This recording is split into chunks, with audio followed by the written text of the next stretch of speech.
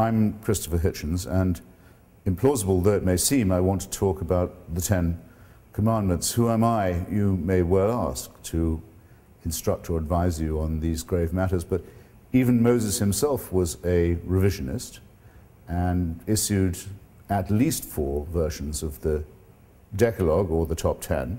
So if he can be a revisionist, well, so can I. Picture then, if you will, that I'm not just taking a blue pencil, but an actual chisel, and seeing if these tablets of stone could possibly stand a bit of an update for our time. Numbers 1 and 2 actually don't have anything to do with ethics at all. They are injunctions. They remind or instruct you that I am the Lord thy God, that thou shalt have no other gods before me, and they forbid the making of graven images. The commandment against the making of graven images, or images of God, is very upsetting to many Catholics who often leave this bit of the commandment out, because where would Christian art and devotional painting be if you couldn't make impressive images of God, his son, his son's mother? Then we are rather sternly ordered not to take the name of this God in vain, and it's then added rather superfluously that you won't be held guiltless if you do take the name of this Lord in vain. Well, no one has ever worked out exactly how to obey this commandment. Is it taking the Lord's name in vain to shout, God is great, while blowing yourself up and killing innocent people? Some say it's obedience to the law of God. When I say God knows, I really mean I think that nobody knows. It's usually wise when promulgating eternal laws to be clear about what you mean. Remember the Sabbath day to keep it holy. The Christians who want this inscribed in courtrooms and in schoolrooms would end up taking Saturday off rather than Sunday, because this program of commandments is actually a program for the establishment of a fundamentalist Jewish state. Commandment number 5 enjoins that thou shalt honor thy father and thy mother, which seems reasonable enough. It's an interesting commandment because when given in full, it says that if you do so, you will have a longer tenure of the land that's been promised to you. It's one of the few commandments that comes with an inducement, if you will. It even seems to suggest that you should honor your father and mother because you expect a legacy from them. Number 6, thou shalt not kill. Almost immediately after the events at Sinai and the delivery of these instructions by God from the top of the mountain, Moses orders all his supporters to draw their swords and kill all their friends and brothers for their profanity. Number 7, thou shalt not commit adultery. The Turkish government, an Islamic party, recently tried to make this actual law in Turkey itself, but failed. It's difficult to see why this well-known offense should be classified with murder and theft and perjury. Usually the punishment for those who commit it is what you might call self-inflicted. Commandment number 8, thou shalt not steal. Very little to quarrel with here.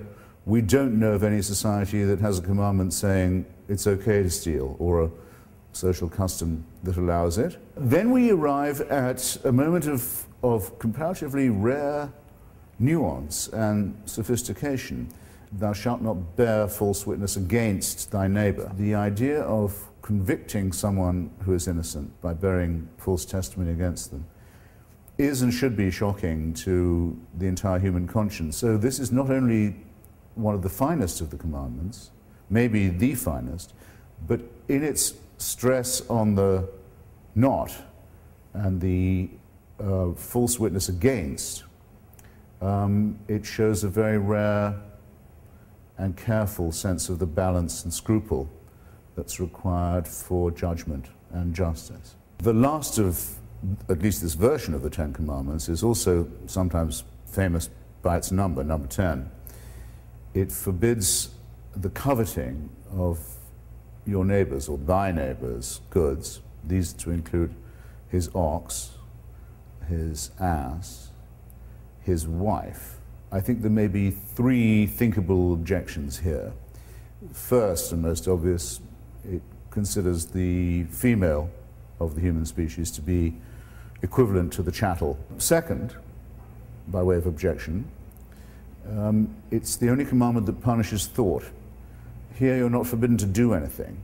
You're forbidden to think even about something. And third, the attempt to suppress an instinct, a desire that must have been put by God into us in the first place. Otherwise, how would we know? The essential division of opinion is this: did God make men, or did men make many gods? There are enough discrepancies just in the well-known version for us to be certain that we're looking here at a God who improvises, who's jealous, who's short of temper, who's inconsistent, or, if by any chance God didn't make Moses and the Hebrews, that the people who made God were jealous, short-tempered, inconsistent, and capricious in their turn. I don't know about you, but as between the consideration that man was made by God or that many gods were made by men, I've never thought there was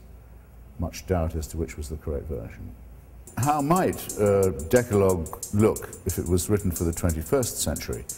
I never quite trust myself beginning a sentence by saying, "Thou shalt not," but let's see if we can adapt this famous question.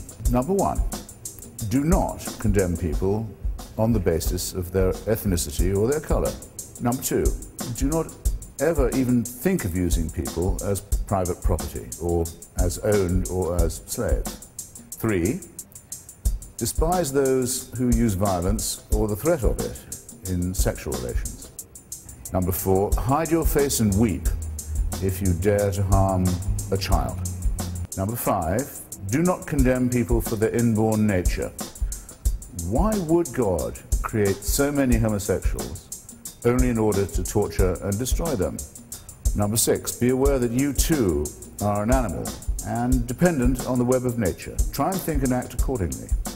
Number seven, don't imagine that you can escape judgment if you rob people with a false prospectus rather than with a knife. Number eight, turn off that fucking cell phone. You can have no idea how unimportant your call is to us. Number nine, denounce all jihadists and crusaders for what they are: psychopathic criminals with ugly delusions and terrible sexual repressions. Number 10, be willing to renounce any god or any faith if any holy commandments should contradict any of the above. In short, don't swallow your moral code in tablet form.